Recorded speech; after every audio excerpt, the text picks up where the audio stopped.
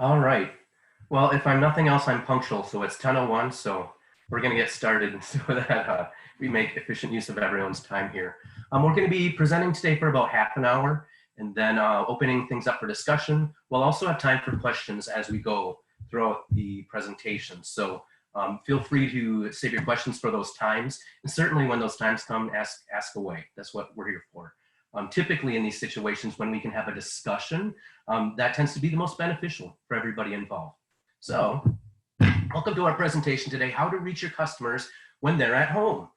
As we all know, they are at home now. Things have changed a lot in a really short amount of time too, I might add. You know, we were just talking the other day on our staff call that it was unusual because the other day I dressed head to toe, like with shoes and everything. And it was just odd that I hadn't actually dressed really from the waist down, much less shoes, for a long time. But you know, you might have quarantine hair. You're certainly probably getting used to online meetings and following that format, like we are here too. And there was some discussion earlier before we got started about whether that would be a preference in the future that people might meet via video instead. I had a board meeting the other night, and everybody said it was nice not having to spend an extra hour driving back and forth to the meeting. So who knows, there's much to be seen there, I'm sure. But as we've changed, so have our media habits, and so has marketing really in a really quick amount of time. Average data usage in the US, average daily data usage in the US was up 38% March of this year versus March of last year. And so what does that tell us? Well, it tells us that a lot of people are tuning in digitally, and that's really where they are now. But what else does that tell us? Well, it also tells us that that we only had half a month worth of data.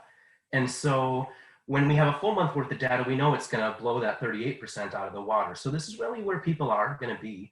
And as we get back to whatever normal is moving forward, we have to say, okay, they might not abandon all of those habits, and they might adopt some new ones. We are Hook Promotions. What we do is we help companies produce and implement their digital marketing efforts. So anything online and reaching your audience online, which we know that's where they're at now. That's what we do for a living. This is our team. My name is Lee Heike. I'm the owner. I'm on the left there. Ethan Kilgore is our Google guru. He is next in line. After that is Angie Jones. Angie is our content queen. She also is our production manager. We have our director of sales, Sarah Gordy, next. And Avery missed the opportunity for the photo last summer because she joined us this winter, so we penciled her in there. But you'll see her face as she presents as well. And what is our team here to talk about today? We're here to talk about how you can reach your people when they're at home, which means right now, online. And these are the proven formats to do it. There's going to be a mix of free and paid things that we want to talk about here, and we're not here to give you a sales pitch in any way, shape, or form, but we want you to know your options. And if you want to enter that online world for your marketing efforts, these are the big dogs. These are really where you want to be. It is the low-hanging fruit. There might be lots of other opportunities, but the low-hanging fruit is really, I think, where you're going to get the bulk of your results for your online marketing efforts. So hopefully we're able to provide a lot of really great free tips that you can take advantage of too today. Just a couple housekeeping things I don't want to talk about. I think everyone's muted already, so we have that marked off the list. And I'm just going to admit 2 people here quick. If you have any questions, like we said, there is a chat box. And so certainly submit your questions via chat if that is your preferred method. Otherwise, when we have time after each section, we will, you can certainly voice in and unmute yourself too. I believe there's also a raise your hand option. So our staff will be looking out for any of that moving forward. With that, I'm gonna wrap things up here and actually get into the bulk of what we wanna talk about. So I'm gonna let Angie introduce herself and tell us about email marketing. All right, thanks, Lee. Hi, everyone. I'm Angie Jones. If I haven't met you before, welcome. And I get to kick this off with email. So email is an important strategy, has been for a while for us, for quite a while. We know it works really well. And especially now that we're all at home, email marketing is really important. From a business perspective, it has a great ROI. So the average ROI for email campaigns $40 for every $1 spent. This is a great place to be. However, there are a couple of things you want to keep in mind to really get the most out of email marketing and make it work for you. So today I just want to share 5 tips with you to send stronger emails and make it work for you. So let's get into that. All right, the first tip, be relevant. You are asking for your customers' time when you're sending their emails, and you want to build trust. So make sure you're not emailing just for the sake of emailing. Really be relevant with what you're sending out. The first example we have here is a blog post. So we like to send out blog posts. That's a great relevant thing to send to your audience. This one, have you heard the TikTok hype? This was a relevant blog post to send out to your audience. You can also send things like information about offers or coupons, maybe even just entertainment. We like to end our emails with a funny meme of the week. It just makes people laugh and shows a bit of our brand personality. So that's number 1, be relevant. Number 2, be engaging. 73% of millennials, so those 24 to 40-year-olds, actually say they prefer to hear from businesses via email instead of other channels. But just because you're sending them an email doesn't mean they are going to engage with you. So give people a reason to engage with your brand. Think through, what do they really want to hear from you right now, and learn from you. So again, you can send out a blog post. You can send a link to download a coupon. You can send links to your social media pages and tell people why they want to click in and follow you there and engage with you there.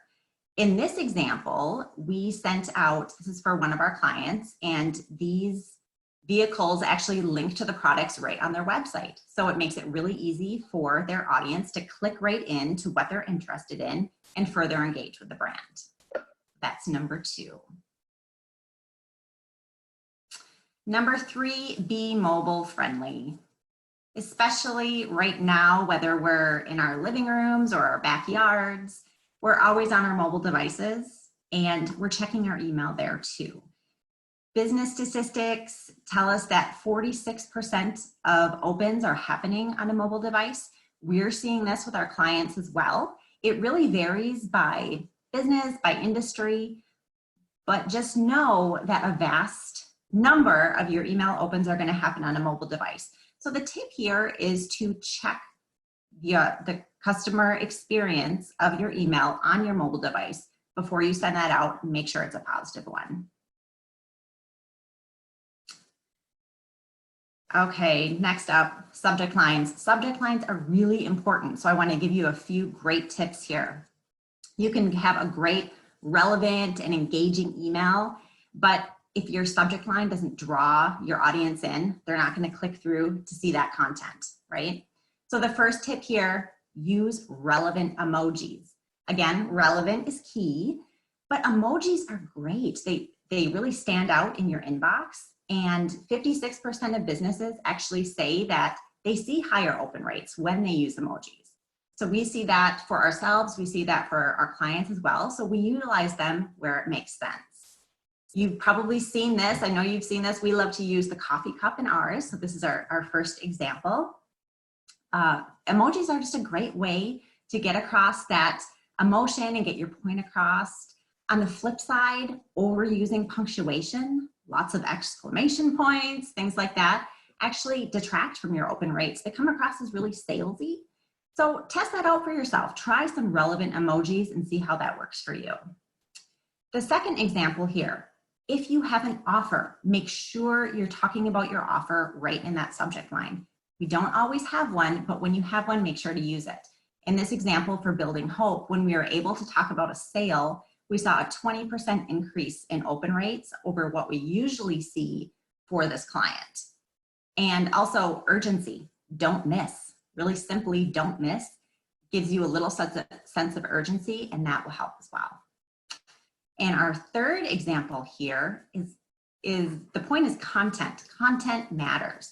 When we used commercial vehicles, instead of just talking about new, for this client, we also saw a 20% increase in open rates over what we typically saw for that client. So again, think through what matters to my audience, especially right now. What kind of content can I provide that's going to resonate with them, and test that out in your subject lines.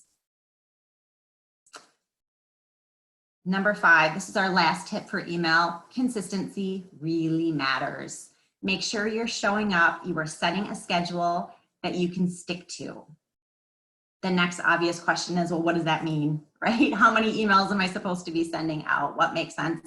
And the answer is it really varies. It varies by your goals, your business, your industry. It does vary. Think through, how often does it make sense for your customers to hear from you? How often do you have high value content that you want to send them? Maybe, if it's blog posts and valuable, helpful tips, maybe it's weekly or monthly. That cadence is great for a lot of businesses. On the flip side, you could have something like a daily deal at a daily deal at, during the holiday season. That's what I was going to try to say, sorry. During the holiday season. So maybe 2 weeks of the year, you're sending a daily email because it makes sense then. That cadence might make sense. So really think through, what is that? Okay, and I think, Lee, if you could go back a couple, I think we missed one of the, maybe before, I think the tip about the thirds.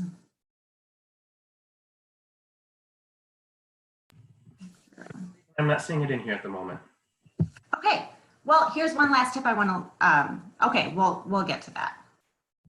You want to just take a moment to chat about that? I'll cover it later, but I think this is good for email. So questions, what kind of questions do we have for email? I put one in the chat box. Angie, could you talk a little bit about whether or not it's important to use an email service? Like a chimp? Yes. Yeah. So this is a common question we get. Do you just send emails from, your regular email box, or should you be using an email service? Definitely use an email service. We definitely recommend that, because when we talk about, is your content relevant and engaging? Are your subject lines working? You need to be able to test that out. You need to be able to see how many, how your open rates are going, what content people are clicking through on, and the email services give you that reporting so you can measure that. So it is really important. As far as which ones, MailChimp and Constant Contact are both great, both really gold standards in the industry. We use both, and I guess I would say Constant Contact is a good one to start with. Very user-friendly and gives you everything you need. Thanks, Sarah. That's a common question. Is there a specific length that you recommend for emails? Haley, that's a great question. So I'll answer this, and then I'll let anyone else jump in. You want to keep things fairly brief in the email. Think about you as an email user. Are you going to read paragraphs of text? Probably not. You want to have a few key messages. Really, what are the key things that you want to share with your audience at that time? And then you can have that click through. That click through to a blog for more information, click through to your social media pages to find out more, click through to an event page to, further educate yourself on, this event that's going on. So make it easy for people to engage. Keep it fairly brief in the email. My recommendation. Welcome. Should you worry about the unsubscribes or just let that go? Lori, I think that's a great question too. So unsubscribes are just going to happen for various reasons. If you are sending your best content that's really relevant, I say let it go. You don't want a ton of people on your email list that are never going to engage with your business. It doesn't make sense. So don't worry about people leaving who just for whatever reason aren't interested anymore. This is a natural part of having an email list. People will come and go to some extent. However, you can definitely use it as a gauge to figure out, well, how effective are these? Am I truly sending out helpful emails? if you're seeing high amounts of people unsubscribing, just, you know, that's a good clue to say, maybe I should rethink this content and how much value it's providing people. Am I emailing just for the sake of emailing? Yes, it happens to everyone. It's very normal. Unsubscribes.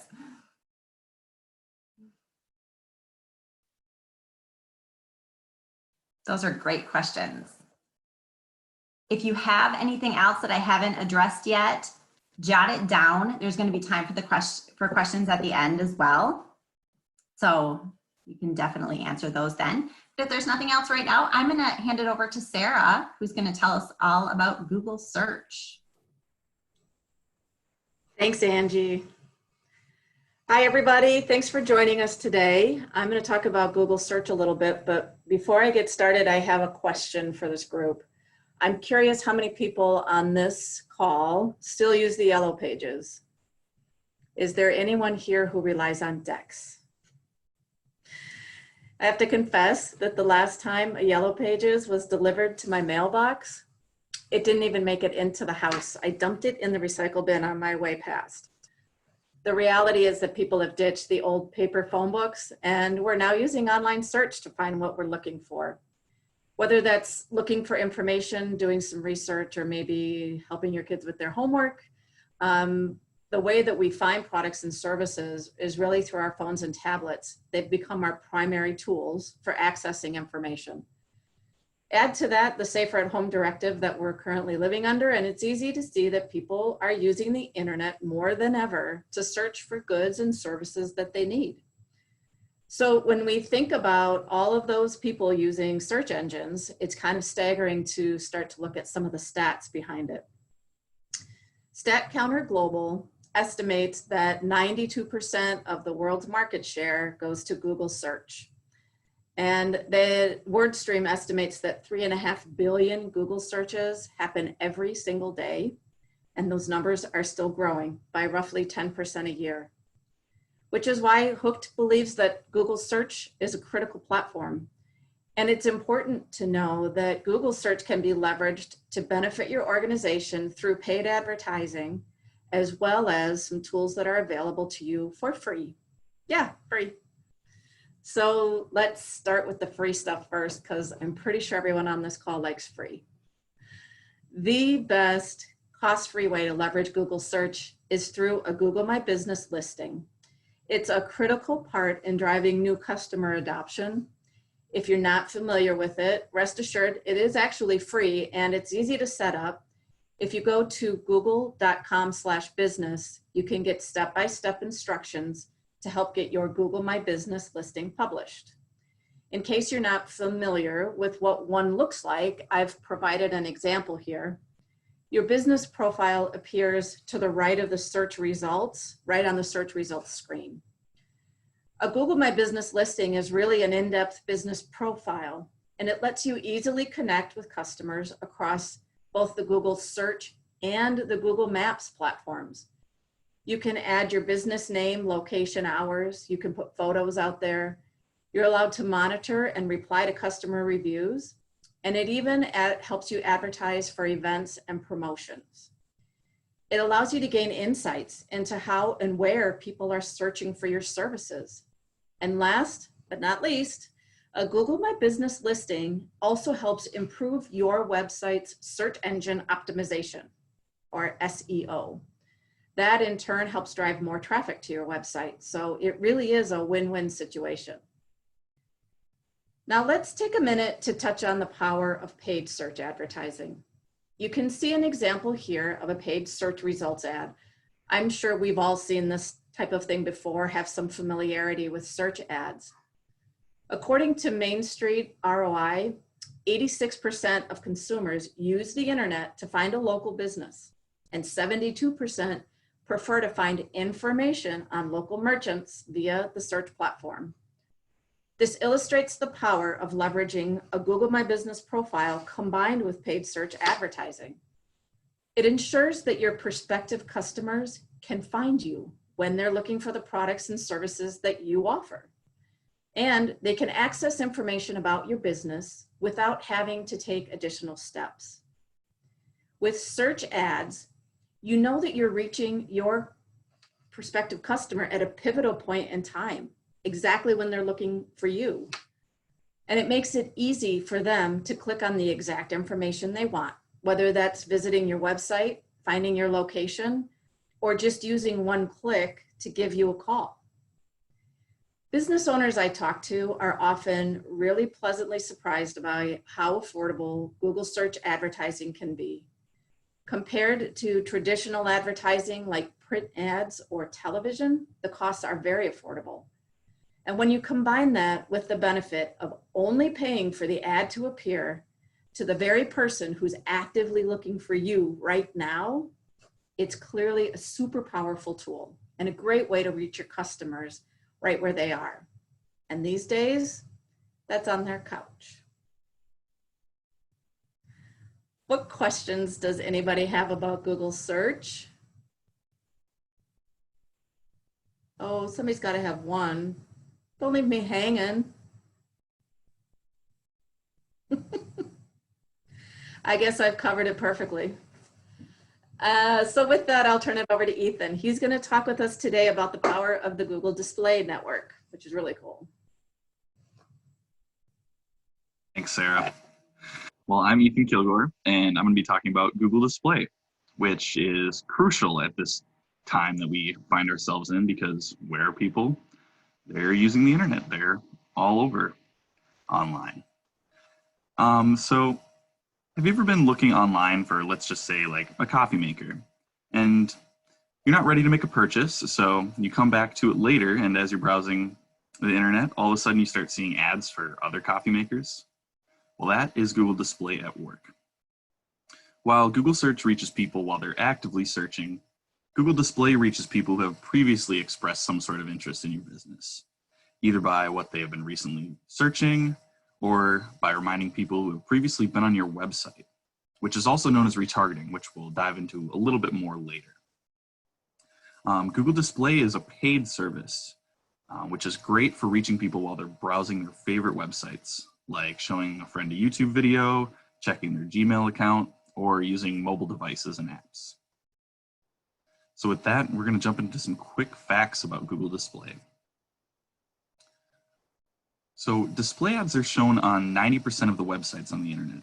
And these are websites that have agreed to let Google show these ads on their site. And according to WordStream, as of 2018, there were over 3 million websites and 650,000 mobile apps that Google Ads can appear on, which is a pretty big reach.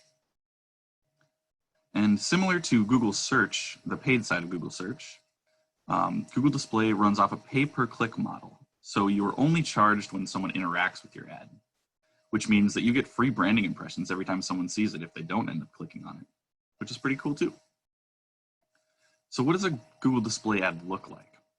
Well, you can see it here on the presentation, and there are 3 main components that the typical user will see when they are interacting with your ad. The first is that image, which could also be a video, which just really gives you a chance to emotionally connect with the users. There's also a headline, which is based off of top trending keywords, which is essentially just what people are going to be typing into Google. And then there's ad copy, which is extra text down below, which is just useful for calling out specific promotions or just providing your business additional credibility in your ad. Now, behind the scenes, there are also things that you don't end up seeing but are hard at work, making sure your ads show the right people. These being keyword optimization and integration. So this is kind of like what I was talking about before with the headline, but these are specific top ranking keywords that are associated with your ad, and they're matched to specific user interests so that your ad shows to the right people at the right time. There's also audience targeting, which is essentially who your audience is that you're going to reach with your ad. So these could be specific demographics, a geo-fenced area. So for example, you might be targeting 25 to 40-year-olds in Western Wisconsin. There's also targeted website placements, which allows you to choose which websites your ad appears on. So these could be very specific websites, or they could be very general websites. So you could say, I want my ad to appear on the Huffington Post, or you could say, I want it to appear just on news sites in general. And this is a great way to make sure you're reaching people relevantly. And then there's also website retargeting, which are ads that are set to appear on other websites after customers have visited your website. This is a great way to gain traction and branding impressions and inspire users to take action on your site.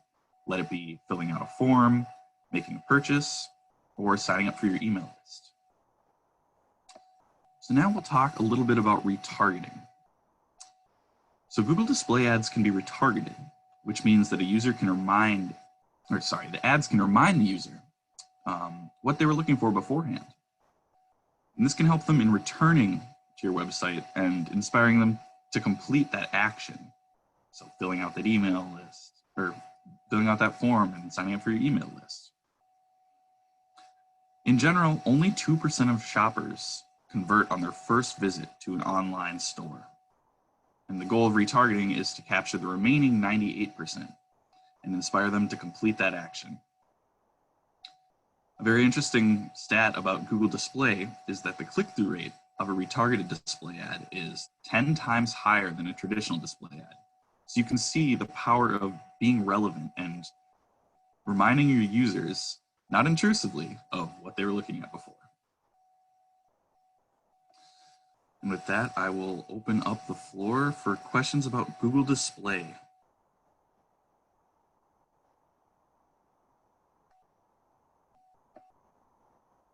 I see we have a couple questions that are maybe hanging out there in the chat. Do we want to take time to answer those now or at the end? Yeah, let's just talk about it now. They were around more of the Google search side, but Brooke Pesca was asking whether we see the trend about people using online versus phone books with an older generation. I responded in the chat that we do see that trend with all generations, and actually referenced that quick conversation we had with Connie Keys before we kicked off today about how tech savvy she was finding her clients who are an older generation, that they're really very tech savvy, and she said never discount that they're all online. So that was it was an interesting callback there. I do want to throw out a question that we got from Amy Loken. And Amy says, do we have to put our location in a Google My Business listing, especially if your main office is out of your home? And I know there's a really good answer to this. I'm not sure I'm the one who has that really good answer. Yeah, I can speak for that. If you're signing up for your Google My Business account, they do require you to enter an address, but they also give you the option to hide that address from the public. So basically, they just need to have an address so that they can send a letter, so that you can type a little verification code in, just verifying that you are eligible to have this Google listing. But then after that, you can just turn off the fact that the public can see it, that location. So. Thanks, Ethan. Yep. I don't think we have any other questions in the chat. All right, well, without further ado, I will hand it off to Avery, who's going to be talking about the powers of YouTube. All right. Hey, everybody. I'm Avery, the newest member of the Hooked team. I'm excited to explain to you how YouTube is an exceptional tool to reach your audience right now. It's important to know that YouTube is one of the paid platforms we are covering today, and YouTube ads are affordable and effective when done right. So let's dive right in to how you can get the most out of advertising on this platform. First and foremost, YouTube has over 1 billion active users. Yes, that's right, 1 billion. And this number continues to grow, especially in these times. We love YouTube here at Hooked because it is an extremely versatile platform with a lot to offer. For instance, your specific target audience could be looking up how-to videos, watching movie trailers, viewing inspiring speeches, or even streaming music on this platform. However they are using YouTube, they are there now. So this is the right time to catch their attention and reach them with your important messages. We were shocked to find out that about 30% of our clients' YouTube ad campaign views are happening on televisions. This percentage is immensely important because it typically costs a pretty penny to advertise on TV. The results of our clients' campaigns prove that YouTube is an extremely affordable and effective way for any business to advertise. Know that viewers are there and they are waiting for an ad that applies to them, piques their interest, and/or has a meaningful message. According to Statista, about 90% of 18 to 44-year-old internet users watch videos on YouTube. Yes, over 90%, which is obviously a huge portion of internet users. This also means that if you choose to advertise on YouTube, your business's message will be placed on the world's #2 search engine and trafficked website. So if you want your business to be recognized, a YouTube ad might just be the perfect way to go. Of course, we want your YouTube ads to succeed, so here are a few tips and tricks we've learned through our practice with video ads. First, you'll want to choose an ad type that aligns with the goal you want to achieve. Then you'll be able to choose from multiple video ad lengths from 5 to 30 seconds or longer. We suggest videos around 15 seconds based on performance metrics. You should know that many ad types are skippable, but you'll only pay when a viewer watches at least 30 seconds of your ad, your whole ad if it's under 30 seconds, or when they click through to your landing page. Remember that even if a viewer chooses to skip your ad, you've gotten a free impression with the first 5 seconds of your video. It's important to always keep in mind your primary goal for this ad. What kind of action do you want the viewer to take? What message do you want to stick in their mind? Or what kind of feeling do you want them to have after watching your ad? Thankfully, YouTube has the same great targeting capabilities as Google advertising. This means you'll be able to put your message in front of the people who are most likely to want and need your products or services. Remarketing has always been a Google Ads targeting best practice, and it applies to YouTube advertising as well. Remarketing is a way you can target certain audiences based on your YouTube channel views and subscribers. Also, if you want to be even more specific, you can target website remarketing audiences to reach people who have already visited your website or visited certain pages. And if you want to be extra budget conscious, you can exclude people who have already converted on your website so you don't spend more of your advertising budget on them. Test and test again. One of the best things about advertising on YouTube is that you are able to run multiple 30-second video advertisements to accomplish your goals, and then Google will automatically optimize those ads. Once you start to get data from your campaign, Google can serve your top performing ad more often, which will also help you get the most out of your budget. Try out different video advertising formats or video ad lengths to see what drives your business the most leads and engagement. With all of that being said, does anyone have questions about YouTube?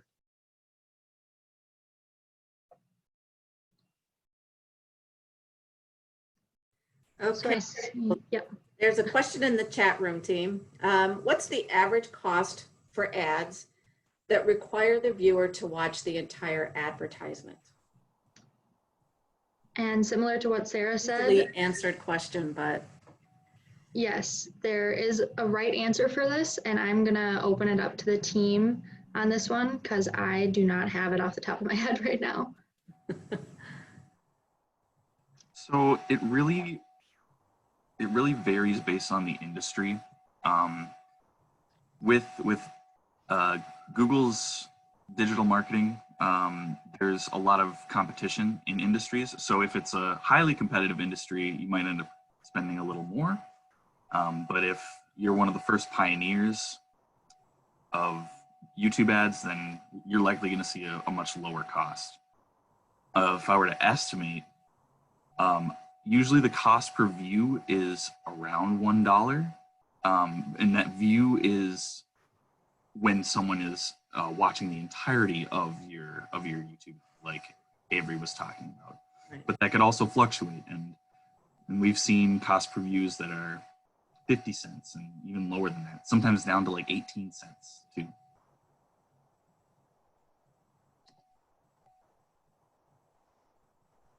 And I'll add to that too.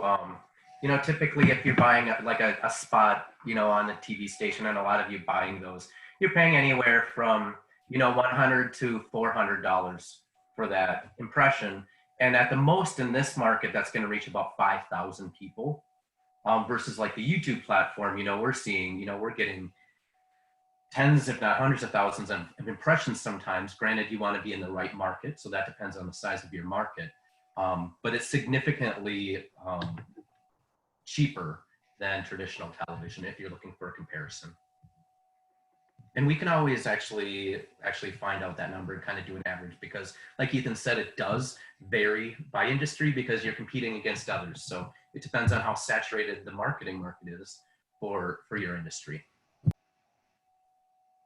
And Brooke, you just added at the, she's interested in the trades industry specifically. I'd be happy to follow up with you directly on that, because I think we would need to do some research to understand that industry specifically. So I'll follow up with you offline.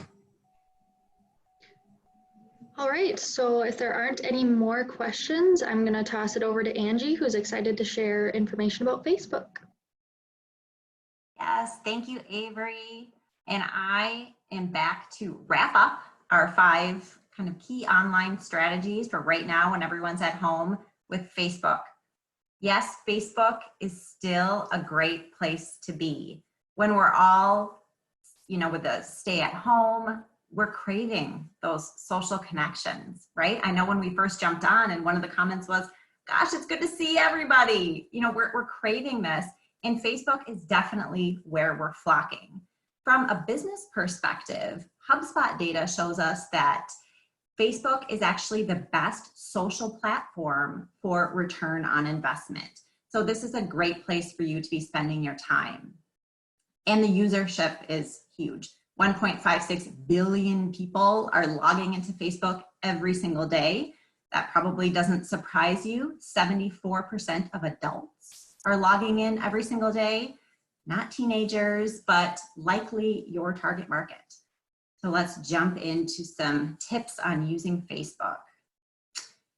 The first thing I want to talk about is the paid side of Facebook. So this is Facebook ads.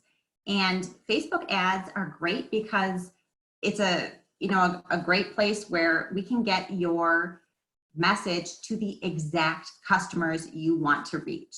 The targeting capabilities are great. We've talked about Google's targeting capabilities. Well, Facebook has some really robust options as well.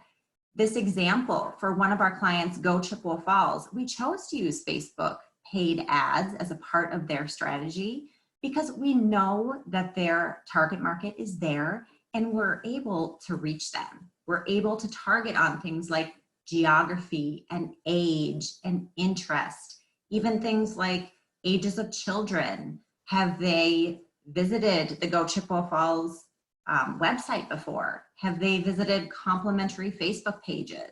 So we can really dig in and only show those ads to the people most likely interested in visiting Chippewa Falls. That's probably why Facebook has such a great return on investment, because that targeting is so robust. So I want to flip now and talk about some free things that you can do. Posting on your business page. This is still really relevant. It's still a great place to be and a great thing to spend some time doing and putting some energy into. Again, you can have some lower organic reach where the paid really helps you to definitely show your ads. The organic reach on posting can be a little smaller, but if you do it well, you can definitely reach your customers. This is an example of a post that we did for a client of ours that had a high reach and a high engagement organically. So you can see this image, it's really bright. It's going to pop out in your feed. So that's important to think about. And then the content was really relevant to that Facebook audience. So it did well. The more relevant and engaging content you put out, the more Facebook is going to say, people like this, let's show it to more people. If you think about Facebook and what their goals are, they want you to have a great experience on the platform, so you keep coming back. So the better your content, the more they're going to show it to people. So what do you post? We recommend at Hooked that you are posting at least 3 times a week to keep that organic reach and engagement high. And the question is always, what do I post? That seems like a lot. It seems overwhelming. So we give you this framework of a third on your business, a third on your industry, a third on your community. What does that mean? Here's an example. If you think about it for an area realtor, for example, say you're a realtor. So one of your posts could be, check out my new listing. That's about your business. About your industry. What would matter to people in the buying and selling, who are in the market to buy or sell? Maybe it's mortgage news or housing market news. That could be really relevant and helpful for them. And your community. Maybe you post about a 5K in an area park that's, for a local cause that you feel really strongly about. Those would all be great things to post on your page. And then you look and see what's getting engagement. When people like, love, comment on your posts, again, it's going to be shown more often. So what are people reacting to? You can save yourself some time and utilize Facebook's scheduling tools. So we definitely recommend that. Sit down once a week, schedule out your posts, and then it's done for the week. Of course, you want to go back and check on comments and messages every day. This is a social platform, so make sure you're being social and responding to any comments that people put on your posts. So this is a great free option for you. And the last free option in Facebook that we know that's working right now is video. We know it can be hard to get on video. I've never met a person that said it's not painful to watch myself on video, but we're encouraging you to do it because we know that it really works. 64% of consumers have actually said that watching a marketing video on Facebook influenced a purchase decision. Video is really, really powerful. Now that we're all at home, what's working really well according to Search Engine Journal is live video. Jump on a Facebook Live. They're seeing 50% more views just since January. Again, we're all at home and we want to connect. So that live video is a great way to have that connection with your audience. If you can boost that post, putting even $20 behind it, you're going to see a lot more views. So that's an option for you. You don't have to though. This is a great free thing that you can do that's really, really beneficial. So that kind of wraps up Facebook. It looks like we might have a question.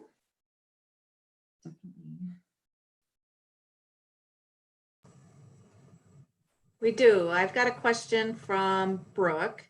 She's asking if we can touch on Facebook giveaway posts, whether we know anything about the new requirements and what can you ask people to do? So that would have to be something I do a little bit of research on. I know that you can't ask people to like your page or like a post. I know that that's a no-no. I also know you need to include verbiage that Facebook is in no way, if you search it, Facebook will give you the exact verbiage that you have to put at the bottom of your post to say, hey, Facebook's not involved. Facebook's not involved in this giveaway in any way, shape, or form. So there are a few things like that I know off the top of my head, but I'd have to do a little bit more research to get back to you with what you can and can't do. But I think that's a great point, is that there are rules to follow. So that's a good point. Is there a place, Angie, where you can look those rules up? Yeah, the Facebook Help section is actually really robust. So you can type in giveaways or sweepstakes or something like that, and all their rules will come up for you. So I would check with Facebook Help, reach out if you have any questions, because that's something we can, we're in there navigating Facebook all the time. We can easily track down those answers for you. And I would add, go back into it if it's been a little while, because, per comments there, it's constantly evolving and changing. And as we experience new things in this digital world, we encounter new things that maybe need to be addressed. And so it's a great question. It's one of those things that can be a little bit elusive because it is.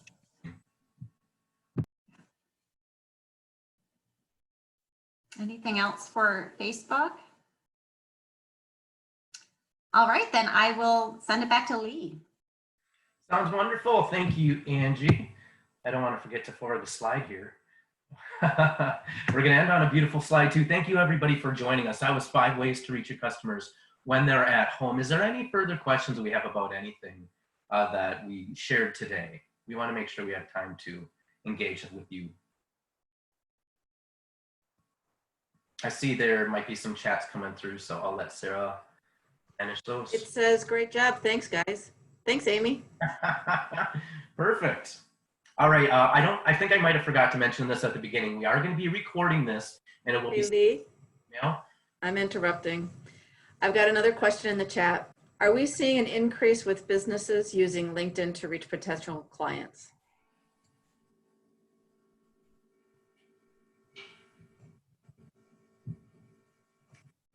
Do you want to address that, Lee? I was just going to ask Angie what her thoughts were. Okay. I would say it comes up in conversation a lot. I think it Mhm. depends on your market. We know that Yeah. the Minneapolis market is strong, but I'll let you handle that. Yeah, I think it definitely depends on, again, it depends. It depends on your business and your goals. We are definitely using LinkedIn advertising for some people, depending on the people that they're trying to reach, can be a great place to be.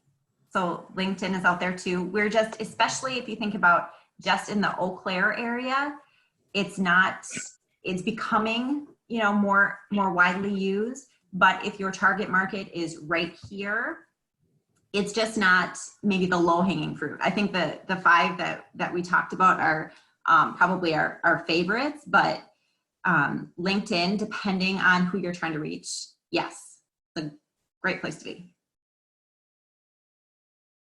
Yeah, I would add to that, and I think you touched on it, Angie, that it changes by market. I used to live and work in the Twin Cities, as did Angie actually, and very heavily used there. And when I came here, I was really kind of surprised that it's used so much less in Eau Claire. Although I think you're right, I think it's growing here, but it is, I think as we look at platform, that is always one of the first things that we help our customers identify is where's the appropriate place for that message. And then we look at, what platform's going to get it to the people who are looking for that information on that platform. So there's a lot that goes into that.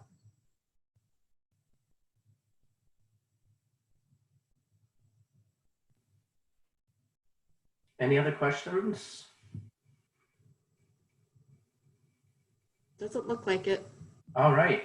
Seeing none, we will sign off. We want to thank you all again for coming. Remind you that the session was recorded and that we'll be delivering that to you via email. It'll also be on our social media channels moving forward. So if you missed it or you want somebody else to see it, you'll be able to certainly forward to them and watch it in the future as well. Anything I'm missing, Sarah Gordy? I don't think so. The only thing I'd add to that, Lee, is that if anybody is interested in getting more information about ideas that we've shared today, I would just encourage you to go to the Hooked Promotions website. We do a weekly blog and we have tons that you can search them. And there's a ton of additional information, insights, how-tos, ways that you can execute some of these new ideas either now or anytime in the future. So it's there as a resource. Other than that, I just want to thank everybody for being here. It was great to see all your smiling faces this morning, and stay safe and be well. Sounds great. I don't want anybody getting up who's not dressed from the waist down, so be very careful, everyone, as you leave the meeting. I'll end it now. Thanks Bye, again. everybody. Have a great day.